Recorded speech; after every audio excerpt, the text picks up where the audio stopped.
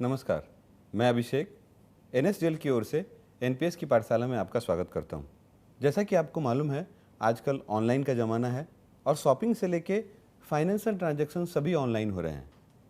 Digital India initiative को ध्यान में रखते हुए बहुत सारी सर्विसेज को भी ऑनलाइन के दायरे में लाया गया है। तो जहां सारी दुनिया ऑनलाइन की बात कर रही है, वहां एनपीएस भी पीछे नहीं है। और इसी को ध्यान में रखते हुए आधार यूज करके ऑनलाइन अकाउंट ओपनिंग की सुविधा एनपीएस में दी गई थी। ऑनलाइन आधार द्वारा अकाउंट ओपनिंग की चर्चा हमने एक वीडियो में की है जो इस चैनल पर उपलब्ध है। हालांकि आधार के द्वारा पेपरलेस अकाउंट ओपन करना एक आसान तरीका था, लेकिन रेगुलेटरी गाइडेंस की वजह से इसे टेम्पररी स्टॉप कर दिया गया है।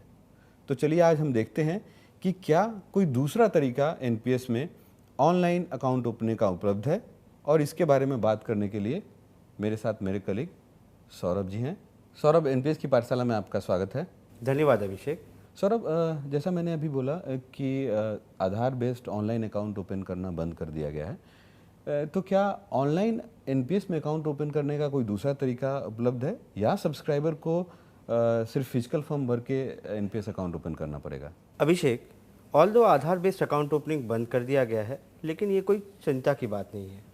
सब्सक्राइबर आज भी अपना पैन इस्तेमाल करके हमारी वेबसाइट पर चंद मिनटों में अपना पैन प्राप्त कर सकता है। बस उसे ईएनपीएस से जुड़े किसी पीओपी से अपना केवाईसी वेरीफाई करना पड़ेगा। सौरभ, मैं यहाँ पे आपको रोकना चाहूँगा कि सब्सक्राइबर कैसे डिसाइड करे कि उसे कौन सा पीओपी सेलेक्ट करना है? पीओपी यानी पॉइंट ऑफ प्रेजेंस वो संस्था है जिसे पेंशन रेगुलेटर ने एनपीएस की सर्विसेज देने के लिए नियुक्त किया है। सब्सक्राइबर अपने एग्जिस्टिंग फाइनेंशियल रिलेशनशिप के बेसिस पर अपना पीओपी का चयन कर सकता है। जैसे कि एज एन इंडिविजुअल उसका बैंक अकाउंट तो होगा ही, जिसे ओपन करते वक्त उसने अपनी केवाईसी भी करवाई होगी, और अगर वही बैंक ईएनपीएस से जुड़ा है तो सब्सक्राइबर उस पीओपी को सिलेक्ट करके अपना केवाईसी वेरीफाई करवा सकता है। सिर्फ बैंक अकाउंट ही क्यों, अगर सब्सक्राइबर का डीमैट या ब्रोकिंग अकाउंट है जिसे ओपन करवाते वक्त उसने अपनी केवाईसी करवाई है और वो पीओपी ईएनपीएस से जुड़ा हुआ है, तो सब्सक्राइबर उसे भी सिलेक्ट करके अपनी केवाईसी वेरीफाई करवा सकते हैं।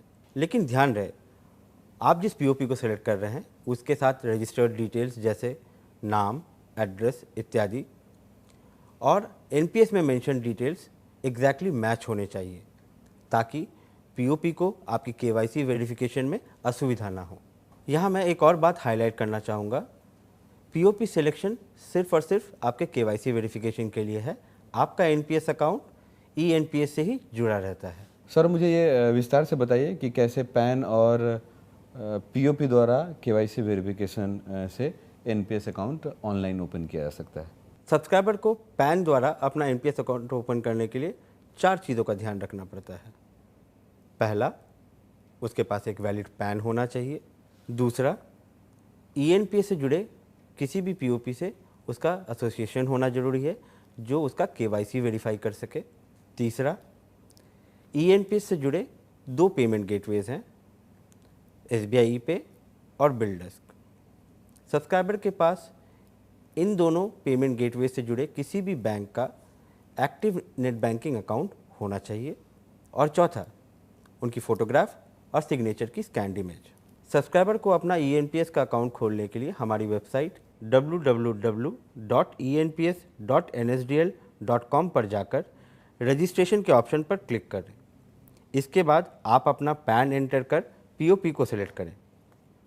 आपका पैन सिस्टम से वेरीफाई होने के बाद अलग अलग टैब में जो आपको स्क्रीन पर दिखाई देगा, उनको अपनी डिटेल्स एक एक करके एंटर करने होंगे, जैसे नाम, address details, bank details, pension fund manager जो आपका पैसा निवेश करेगा, नॉमिनी इत्यादि। साथ ही साथ आपको फ़ोटो और सिग्नेचर का स्कैन इमेज अपलोड करना होगा। इसके अलावा आपको 500 रुपये का मिनिमम कंट्रीब्यूशन ऑनलाइन पे करना होगा। ध्यान रहे, अगर आपने अकाउंट ओपन करते समय अगर किसी बैंक पीओपी को सेलेक्ट किया है तो आपको उसी बैंक के नेट बैंकिंग फैसिलिटी के थ्रू अपना पहला पेमेंट करना पड़ता है। लेकिन अगर आपने बैंक के अलावा किसी और पीओपी को सेलेक्ट किया है तो आप ईएनपीएस से जुड़े किसी भी बैंक के इंटरनेट बैंकिंग फैसिलिटी के थ्रू पेमेंट कर सकते हैं। सक्सेसफुल पेमेंट के बाद आपका पैन जनरेट हो जाता है और इसकी सूचना आपके दिए गए रजिस्टर्ड ईमेल एड्रेस और मोबाइल नंबर पर भेजा जाएगा। इसके बाद आपकी डिटेल्स आपके चुने गए पीओपी के पास केवाईसी वेरिफिकेशन के लिए ऑनलाइन भेजा जाता है। आपकी केवाईसी वेरिफिकेशन हो जाने पर आपका पैन एक्टिव हो जाता है। साथ ही साथ आपको आपके फॉर्म का प्रिंट आउट लेकर सपोर्टिंग डॉक्यूमेंट्स के साथ 30 दिनों के अंदर उसे सीआरए के पास भेजना पड़ता है और ऐसा ना करने पर आपका अकाउंट फ्रीज किया जाता है। लेकिन for a seamless transaction I will suggest that you should e sign the registration form so that आप अपना एनपीएस अकाउंट बिना किसी पेपर वर्क के ओपन कर सकें और आपको फिजिकल रजिस्ट्रेशन फॉर्म सीआरए को भेजने की ज़रूरत ना पड़े। सौरभ, जैसा कि हमने डिस्कस किया कि आधार यूज़ करके एनपीएस अकाउंट ओपन करना बंद कर दिया गया है और अभी आपने बताया कि आधार यूज़ करके सब्सक्राइबर ई साइन कर सकता है, तो इन दोनों में क्या डिफरेंस है? ये कैसे संभव है? आधार बेस्ड अकाउंट ओपनिंग और आधार बेस्ड ई साइनिंग दोनों अलग अलग चीज़ें हैं। जैसा कि तुम्हें पता होगा, आधार बेस्ड अकाउंट ओपनिंग करते समय आधार में रजिस्टर्ड डिटेल्स जैसे कि नाम, डेट ऑफ बर्थ, एड्रेस और फोटोग्राफ ऑटो पॉपुलेट हो जाते थे। इस वजह से उसे सब्सक्राइबर को अलग से केवाईसी करवाने की ज़रूरत नहीं पड़ती थी। इसे ई केवाईसी भी कहते थे।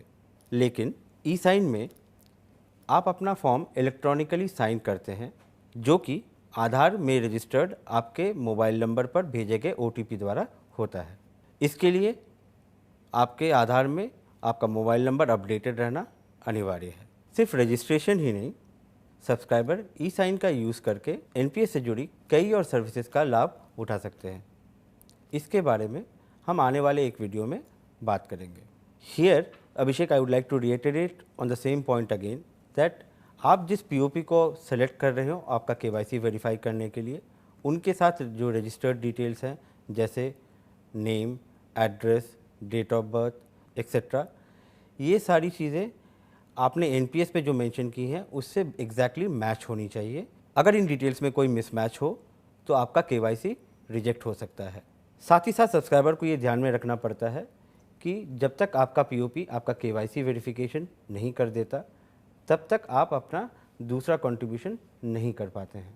और अगर किसी कारणवश आपका केवाईसी रिजेक्ट हो गया हो तो आपको अपने फॉर्म का प्रिंट आउट लेके सपोर्टिंग डॉक्यूमेंट्स के साथ आपके चुने गए पीओपी के किसी भी ब्रांच में ऑथराइज करवा के उसे सीआरए के पास भेजना पड़ता है।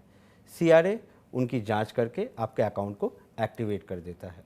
सौरभ, हमारी ईएनपीएस की वेबसाइट पे कॉर्पोरेट सब्सक्राइबर का भी ऑप्शन उपलब्ध है अकाउंट ओपन करने के लिए, तो ये कॉर्पोरेट सब्सक्राइबर कैसे अपना अकाउंट ओपन कर सकता है ऑनलाइन और ये उसके एम्प्लॉयर के साथ कैसे टैग होगा?